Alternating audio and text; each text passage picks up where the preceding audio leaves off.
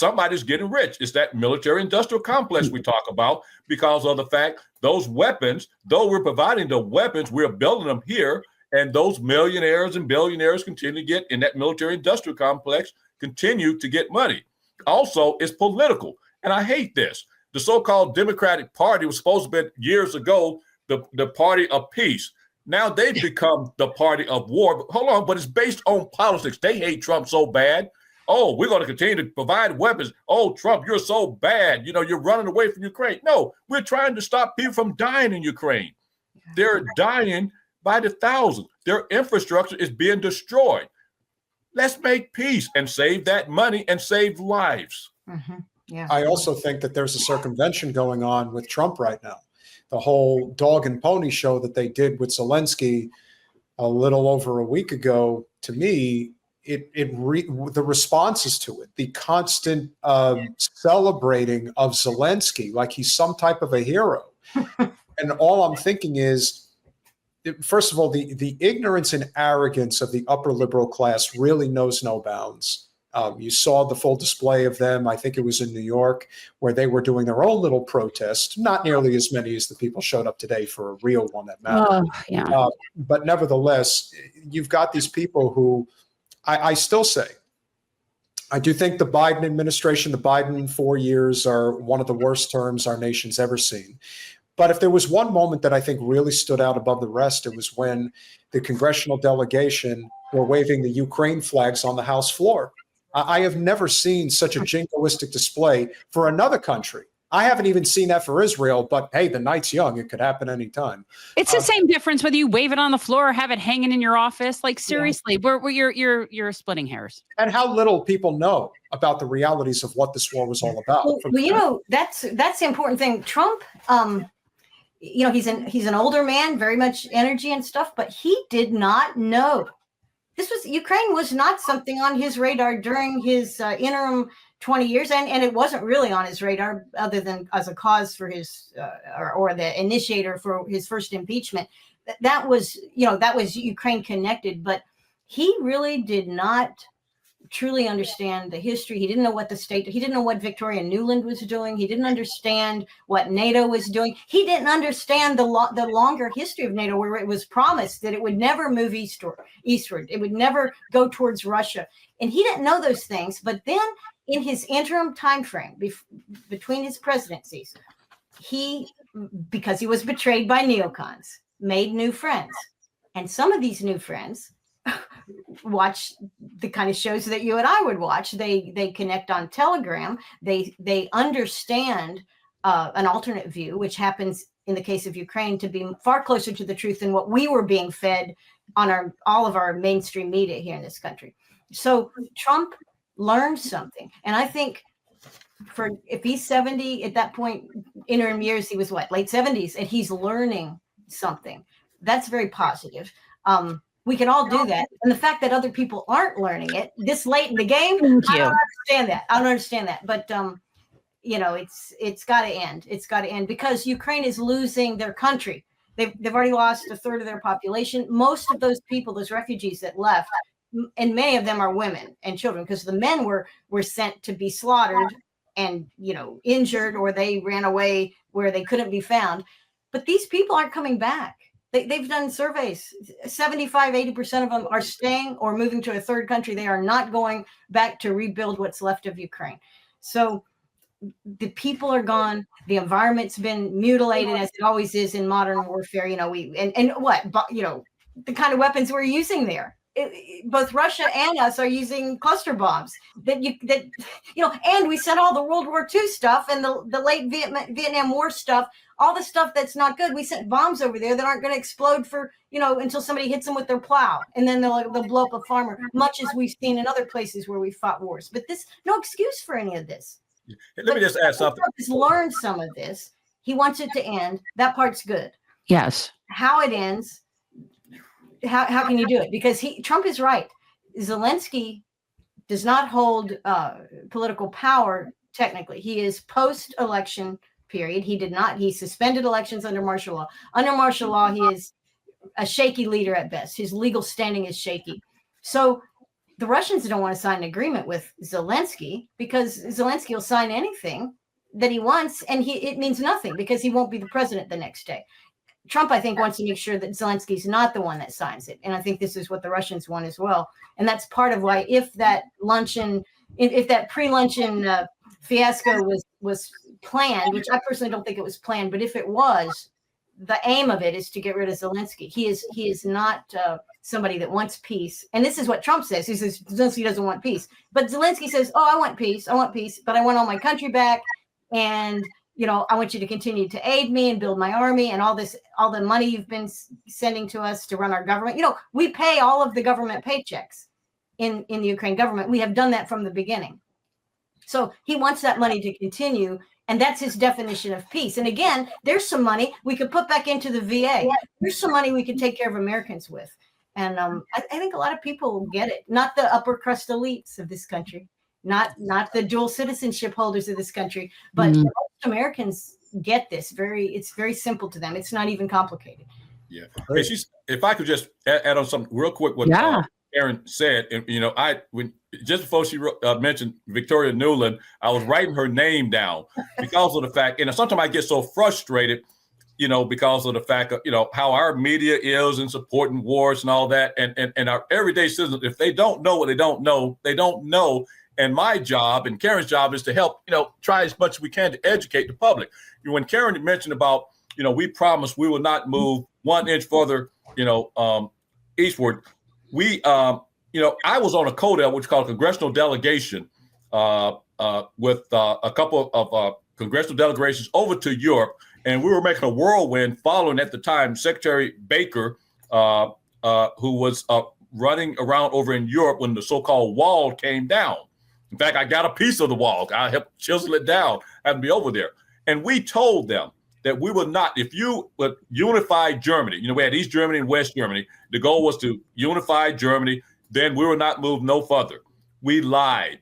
In fact, like I say, it crosses over to different administrations. It was Bill Clinton that decided, hey, we're going to expand, NATO. We're going to put anti-ballistic missiles. I think it was in Poland and another country. We did that.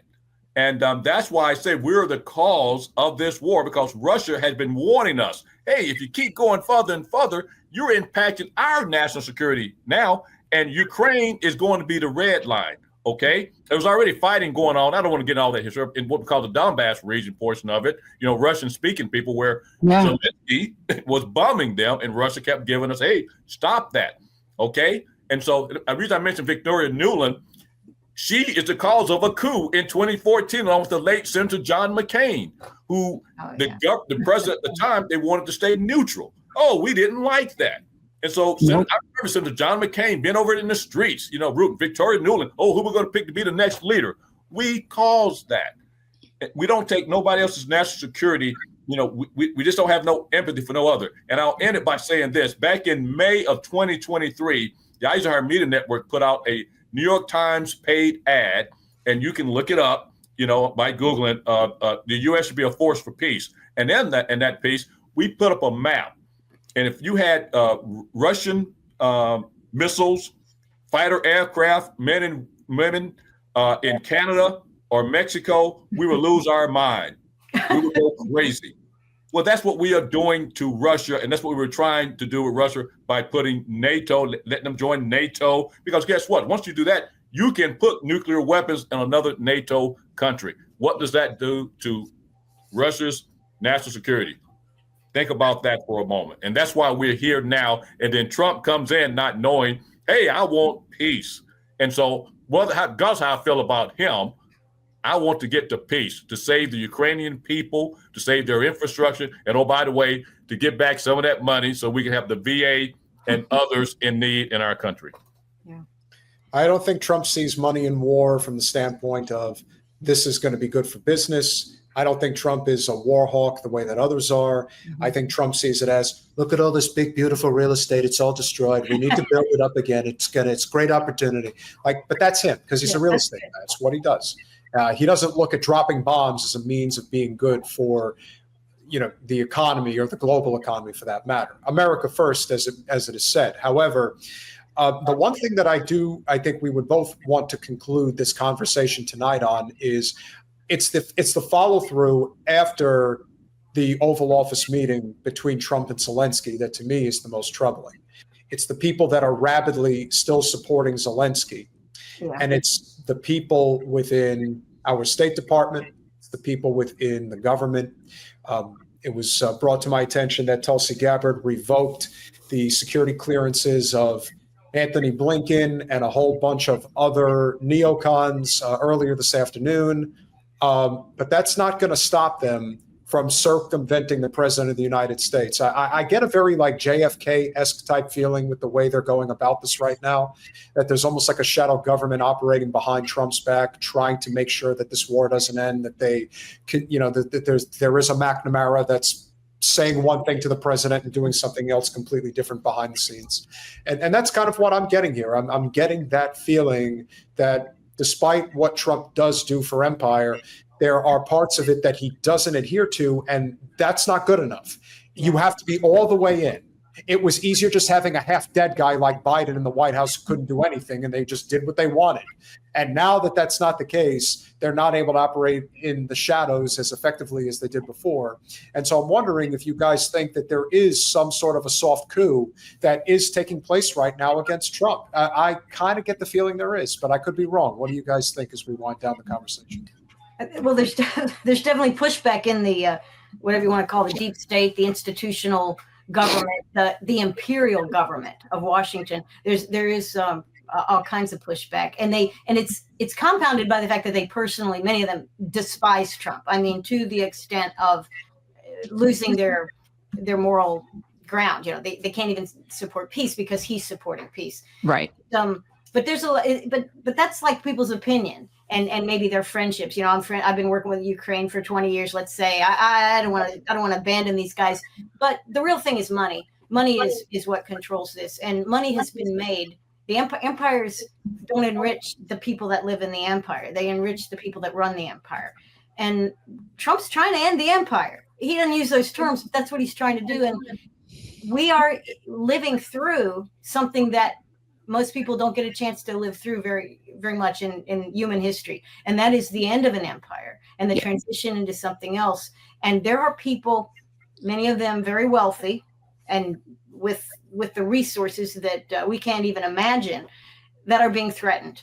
And when wealthy, powerful people are threatened, it doesn't take much to knock people off. And so I think there'll be arrests, there'll be accidents. There's going to be all kinds of stuff. And we saw this. I hate to say, but for me, I was just 3 years old when Kennedy was shot. But I've always been interested in it, so I've read a lot of books. And I've always tried to inform myself, because what the government told us about that was not true. When we know that now, the government actually come out and said that it's not true. But the deep state at that point, the imperial global, I shouldn't say globalist, but the America as an empire, the people running that empire, the people running coups around the world, ran one in this country. And it was very, so much similar to the way we dealt with foreign leaders that we didn't like. They dealt with JFK exactly like that. And it starts with undercutting them politically. It's as you're sensing and you're seeing this undercutting, this opposition that's stirring people that are aligning and grouping against the president. That all happened to Kennedy from day one. And then eventually, when it didn't really work as well as they wanted, or not as fast as they wanted, they took him out. And I say they. I don't know precisely who they is, but I know the interests aligned against Kennedy were powerful for the day. The interests aligned against Trump are 10 times more powerful.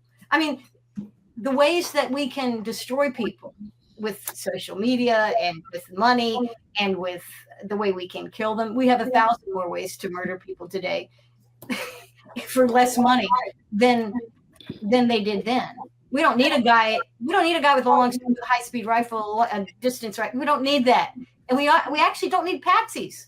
We can make patsies if we want them, but a guy like Trump, you could wake up one morning and they say, "Well, Trump died in his sleep." We'll never. Yeah, absolutely. And this if the people opposed to him not because they're Americans or because he's doing something actually wrong, but because they cannot tolerate the loss of power and loss of financial advantage that they have had for years, because he is ending the American empire. That's worthy of a coup for sure.